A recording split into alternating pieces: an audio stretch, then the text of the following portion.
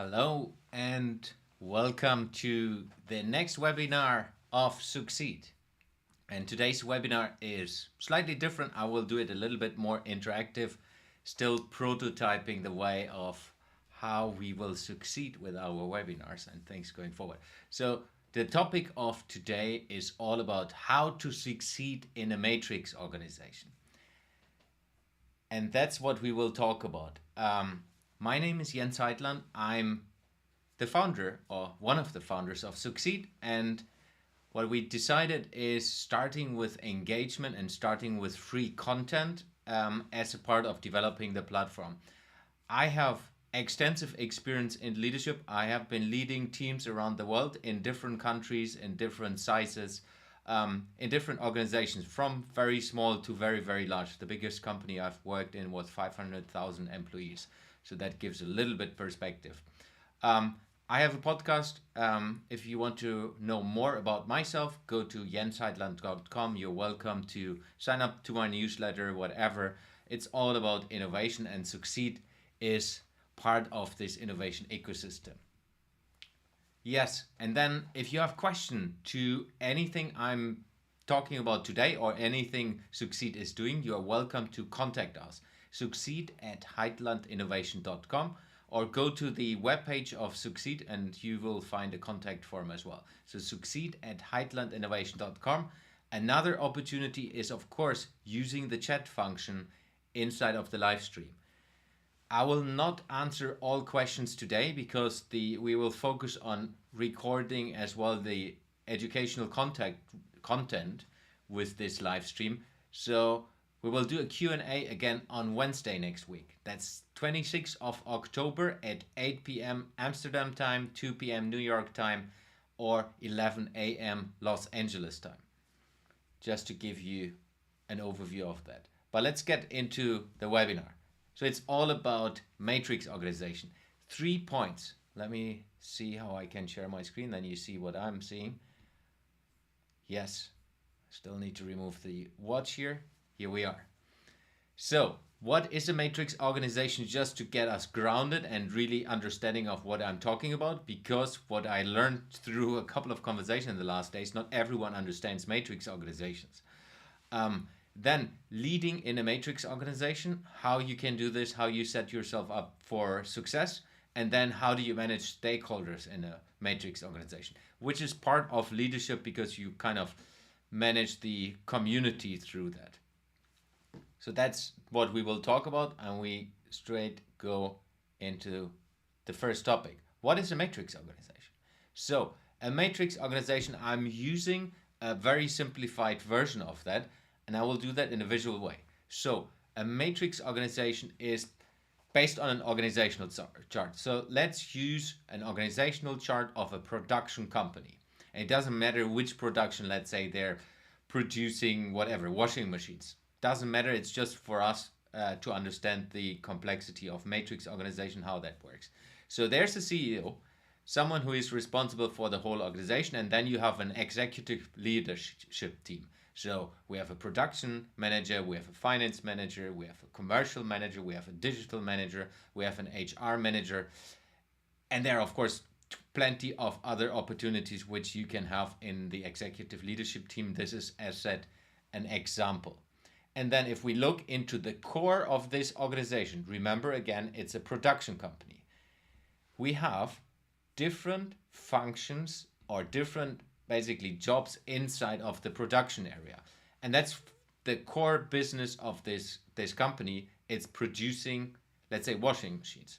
They have different regions. It's a global company. They have different regions. A region could be America, total America, or North America, South America. A region could be North Europe, South Europe, or Europe as a totality, or Southeast Asia, or China, or whatever. Different potential regions depending on the company setup. Then, of course, inside of these regions, if we talk about Europe, where I'm based, we have different countries. If we take Europe as a wider region, then we have maybe Germany, maybe we have the Netherlands, maybe we have Spain, maybe we have Sweden, whatever countries we have. So we have someone who is responsible for the region most of the time in organizations, someone who is responsible for the country. That's why I call it country management. So it's again a country management structure. And then we have a plant manager in our example when it comes to production, and a shift leader. So that's just for us to understand the key part of the organization driving the production is basically the line organization. Line organization, because they're all reporting in line towards the CEO. Then, if we use HR as a matrix example, so there are a lot of matrix opportunities, but I'm just using HR because I've never used HR before. And I challenge myself, or I like to challenge myself.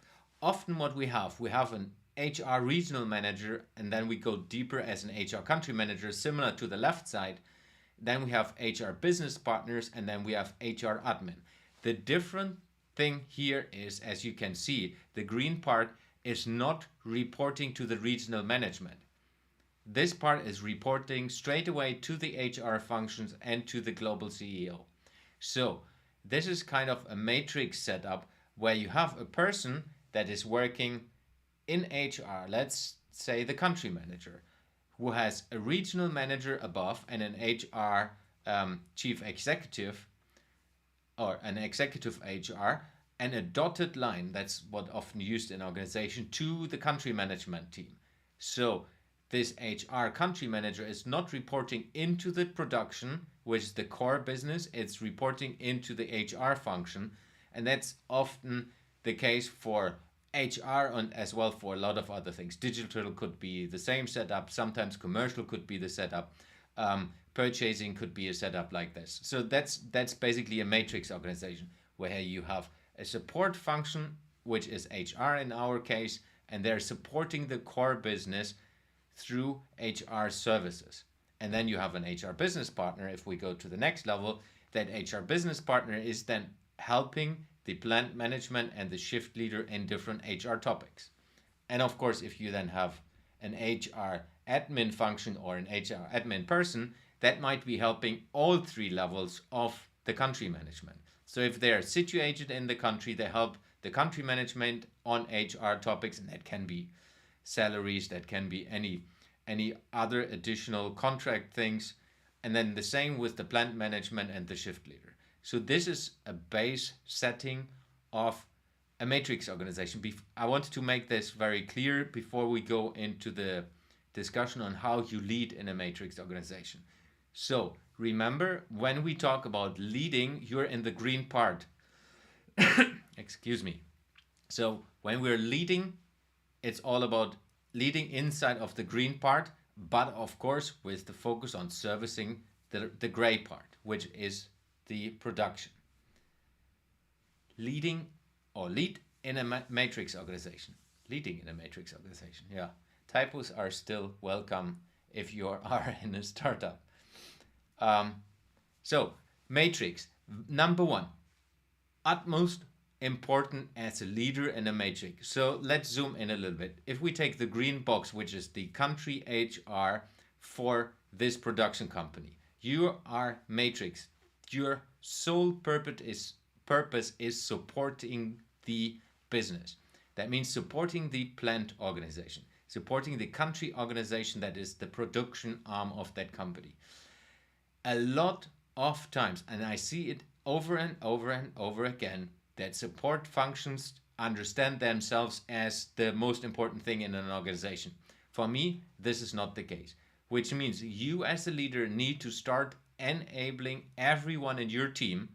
If we take the HR, everyone in the country HR perspective and above as well, of course, needs to understand the role of their function. The function is existing to support the core business. So that means you need to take your employees into that direction. That's basically what the next slides are all about. But number one priority is you are a support function for the core business. You are not existing because of yourself. Then you would be core business. So number one is everyone in your team has to understand the core business. And that might sound silly, but I have worked in companies where not everyone inside of the support functions or matrix organization is truly understanding the core business. So what you need to make sure as a leader is helping the team members in your HR team, if we use the HR team throughout the whole presentation today, gaining industry knowledge. So what is the production process of that organization? What is the competition like? What are specific industry knowledges from an HR perspective, but as well from a core business you need to understand when you work in that organization? Very, very, very important, because then you can talk with the organization in a completely different way and support them, of course. So go deeper into building your core business knowledge, and there are a lot of opportunities on how you can do that. Key part is you as a leader has the responsibility to do that with your team.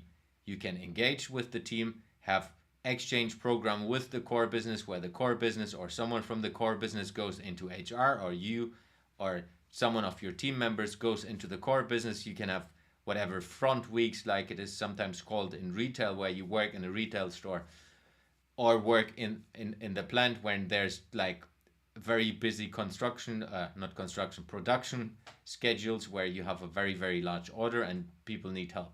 So basically, really understanding the core business is essential for you to be able to support the core business. And key part, again, you need to be able to help your colleagues inside of HR to understand that. Next part is defining your internal customer. There might be different core business departments. I've just simplified it inside of the core business with the production line. Maybe there are specific partners inside of the production line where you as HR have a specific partner. So it's very important for you as a totality, as a total team, if we keep HR, to understand and define who your internal customer is. You need to understand their challenges, their needs, and their expectations. It's not rocket science at all. I still see it very, very often that internal support organizations are not clearly defining what their internal customer is, and then not looking into what their needs, challenges, and expectations are to be able to service that. So again, you as a leader need to do that together with your team. You can do that in different ways. One example I did in the past, you create a workshop with your team in a physical or digital way where you go into mapping this out. What do you believe are the different challenges and needs? And then you do interviews with your stakeholders inside of the organization where you go deeper and understand what their expectations are, maybe having a discussion on different levels of the organization as well. Specifically for HR, very, very important that you understand the employees which are working in the factories, but also the management that is leading the production. So going into that is very, very important for you as a leader in this. Then develop your service strategy. Sounds simple, it's often failing. So how do you fulfill the needs and solve the challenges for your internal customers through your service? So if we take HR might have a different menu or menu topics that enable the organization to succeed. So if you are working in HR, what are the different services and how do you strategize yourself to solve the most urgent and important needs of the core business inside of your organization? And again, it's a lot of interaction with the whole HR team, because for me, I'm always saying the whole HR team in this example, because for me, if you run a service organization, which is basically the matrix setup, then everyone in your organization needs to understand how you fulfill the service to that part of the business, because that's your whole purpose to exist in that company. So really go deeper into developing a strategy, and maybe even go deeper and go into planning, build a roadmap. What are the challenges you want to focus on first, and really driving that into the organization.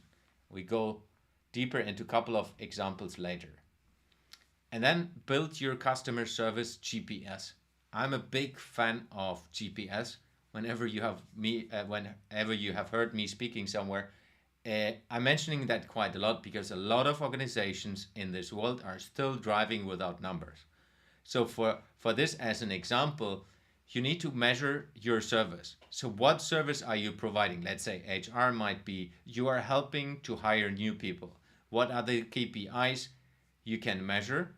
and what is the service level you basically can measure on that as well. It's not just, hey, we have now placed a new person in your organization. It's as well how how pleasant was the experience for the person that was hired, and as well for the manager who was hiring. So really going more into the service category, so that you have basically an understanding of how valuable your service and how successful your service is to that company or part of the company. And of course, it's measuring the customer happiness, for me a key part.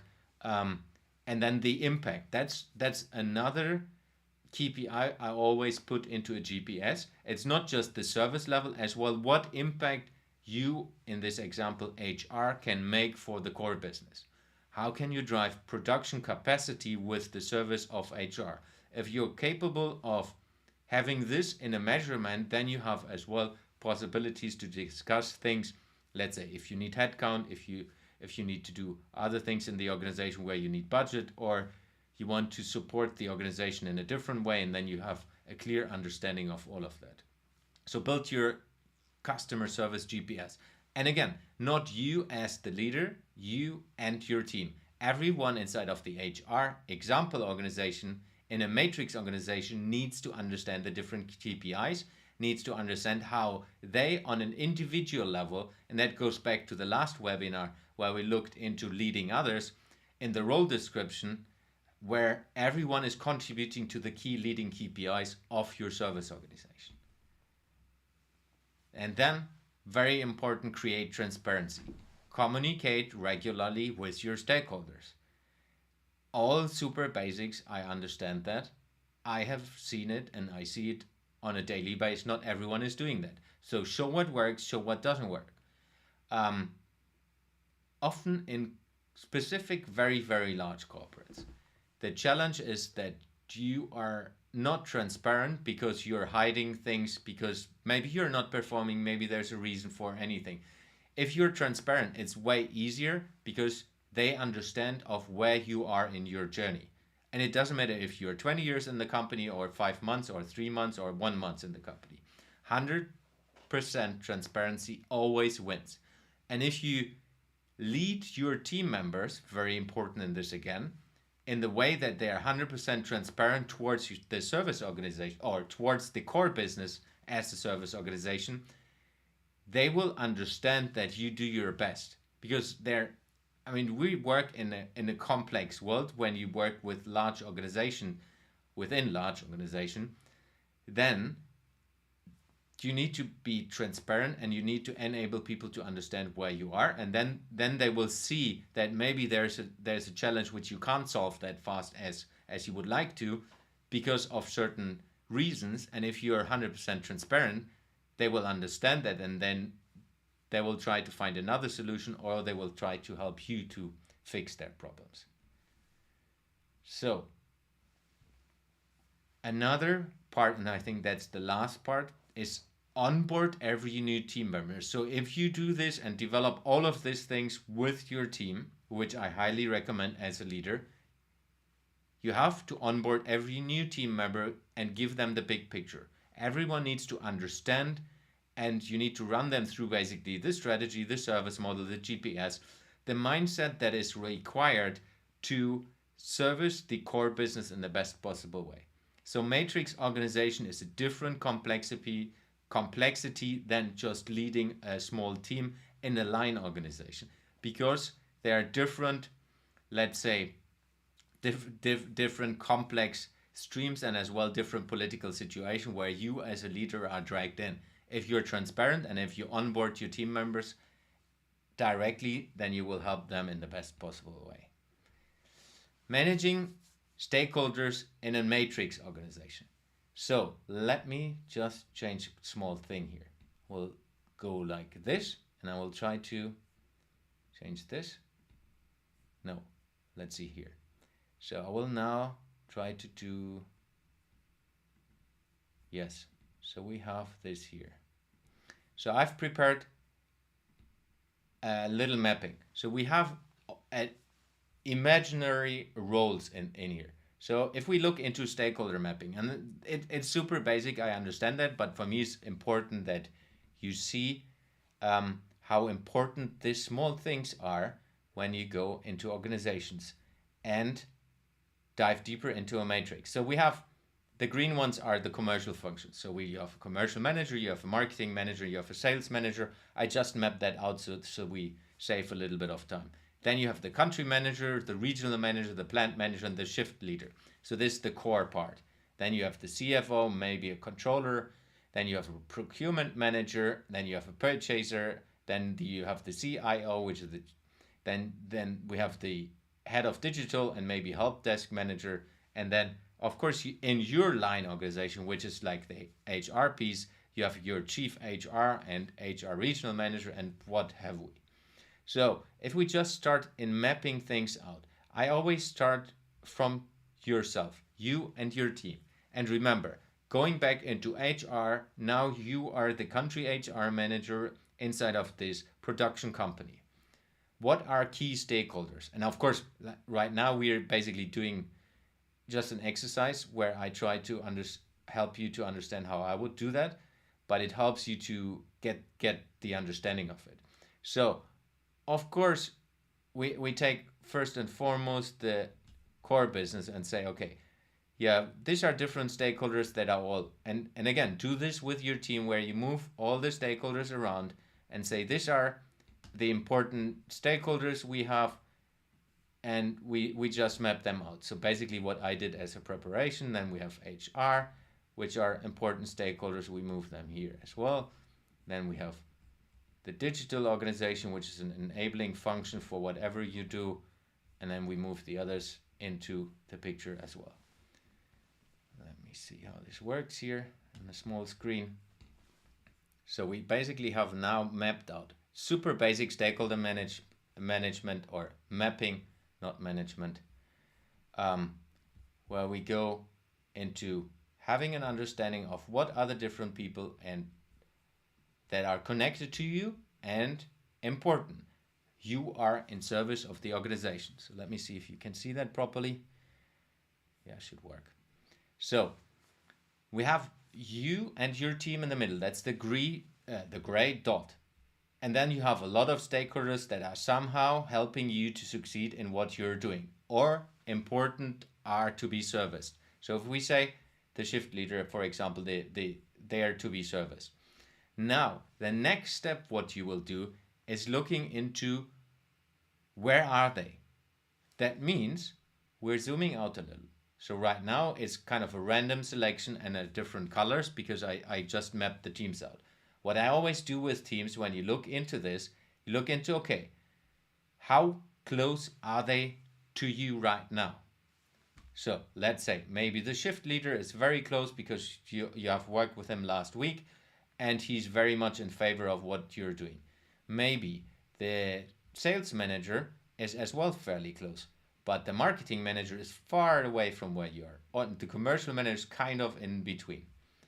So we are getting into a perspective of how close are people to you. CFO is maybe far away. The procurement manager is maybe close because you have met him in a meeting somewhere. The regional manager is a little bit closer. The plant manager is far away from where you are right now.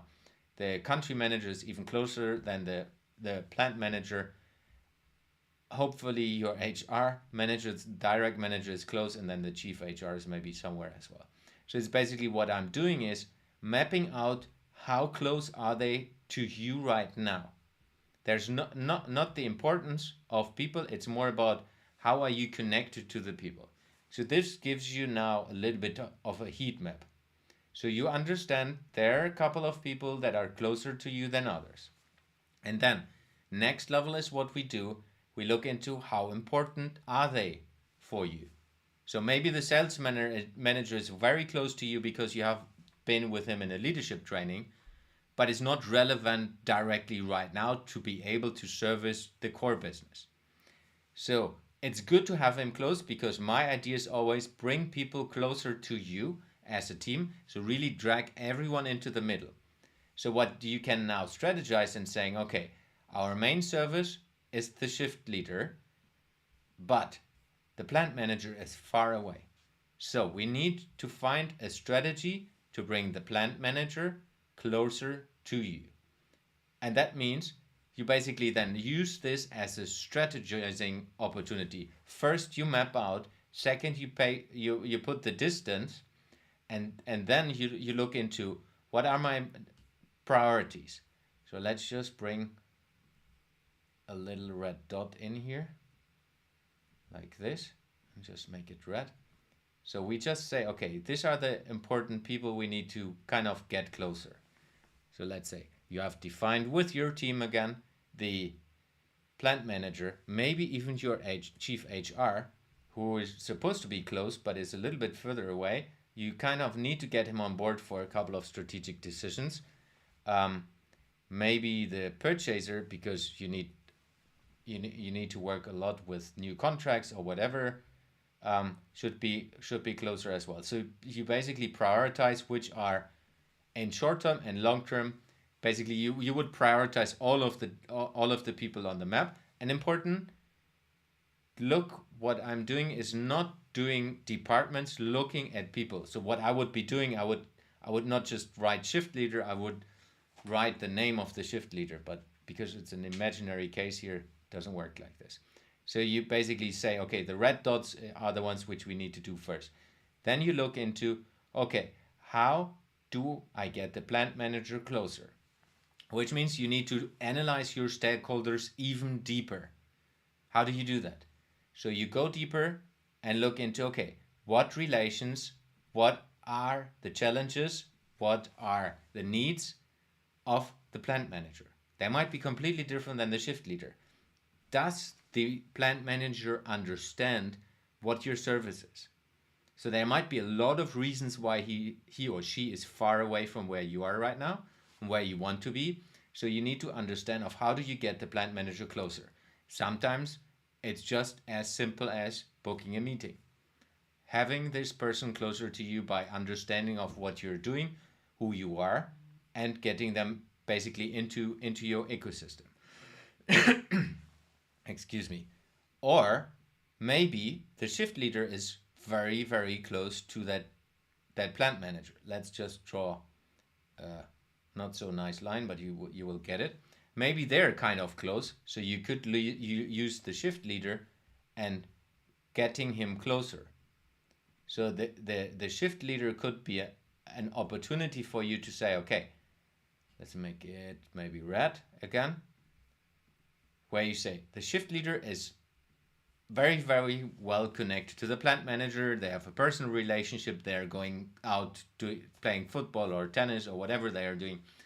And through you engaging with the shift leader, the plant manager will notice your service. So that's when you go really into strategizing. How do I get closer to one person and dragging the other person in? And how do you basically win the whole ecosystem with the goal of getting everyone closer to you? Same with the chief HR. Maybe it's the regional manager which can help you to get closer to the chief HR. But maybe it's as well the procurement manager, because the procurement manager has a very good relationship with the chief HR. So I hope you get what I'm trying to say. It's basically you map out the ecosystem, you map out all the different stakeholders in your organization. Second step is you measure, or you basically validate how close are they to you. Are they understanding what you're servicing? Do they see the need of what you're doing? And then you place them on the stakeholder mapping on how far are they away from you. Then you go into prioritizing which are the ones you need closest to you as fast as possible or as soon as possible. And then you basically build a strategic plan with your team on how do we get the plant manager closer. Sometimes you can even add your own team members into this. So if we say you are the HR function on the country level, that you might have people working in your team that are very, very close connected to the plant manager again, due to historical working together or having friends on a personal level. These are all opportunities for you to strategize with your team and then go deeper into that. So that's a little bit of stakeholder engagement. And then it's really about understanding that in a better way. So if you have done this, let me just see, I'm just lost the screen here. You built the strategy. I'm not going into how you built the strategy. I hope that's at least roughly clear. Um, Another topic I see a lot, let's just switch this here and get myself on the screen. So another thing I see quite a lot in organizations, that the different service organizations and the core business organization, if you remember back the organizational chart, if we just take the generic organizational chart, that people have no idea of who is doing what, when, how. And that's very, very important for you, because if you are delivering a service to the core business, you need to understand what are the things they believe you are responsible for. You are delivering to the core business. If it's not clear and they believe someone else is doing that, so someone else is getting the positive and or negative feedback of what you're supposed to do, it's hurting one thing, you as a leader, and it's hurting your department. So it's very clear that you need to go into understanding of who is responsible for what in an organization. I know it's a super painful exercise. I've done it a couple of times in different countries, in different contexts, but that's something you need to find out on who is doing what, when, how for servicing the core business. Sometimes you will find out as well that the core business or people inside of the core business are responsible for certain things, and it's not clear to them, or it's not clear communicated to the rest of the organization. So a basic thing you can do, which I love to do, using an Excel table and build a RACI model. It's basically an Excel table where you have all the different lines where you say, these are all the different responsibilities we have in our organization, in our service part, and start from your side, start from an HR perspective in our example, write all the different tasks down and expectations you believe are there, and then start. Who is responsible? Who is accountable? Who needs to be informed? And who is contributing to solve this task? And as soon as you have the bigger picture, take other departments. So if you're in HR and let's say the digital organization is as well servicing the core business in that setup, which we have built up for this case, bring them in. Look into what are the overlapping parts of you servicing the core business as an HR function with the digital team. And then you will see, okay, this is driven by the digital team, but we have a very important input. Maybe there's another function which you need to bring in for certain processes.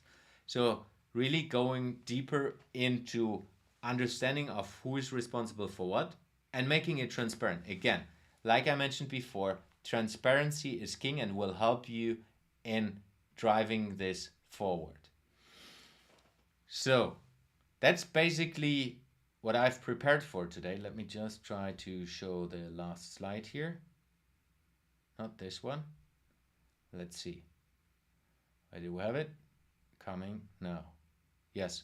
So if you have questions to what I have mentioned today, if you have questions on any of the other webinars, if you have questions on leadership, leading yourself, leading others, leading communities, which is the topic of today, or leading organizations, feel free to contact us at succeed@tightlineinnovation.com.